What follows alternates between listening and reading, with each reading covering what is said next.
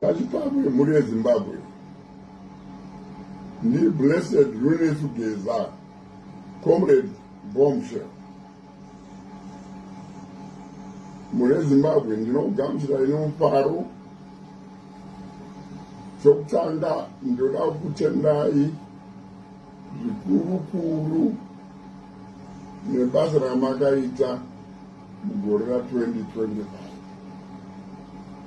Pakaitwa maachievements mahombe, achievement humbesa rakwanisa kuachiva.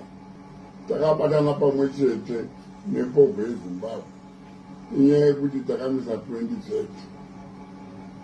Vachida vasingadi 2030 takaimisa. Right.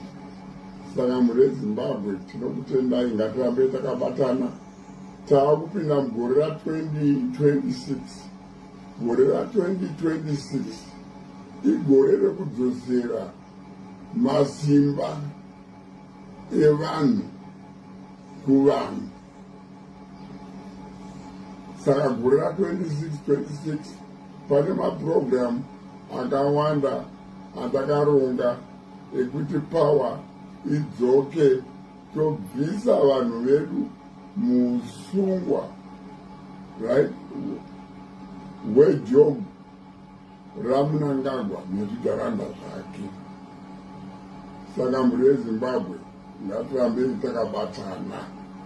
2026 igore remasimba evanhu.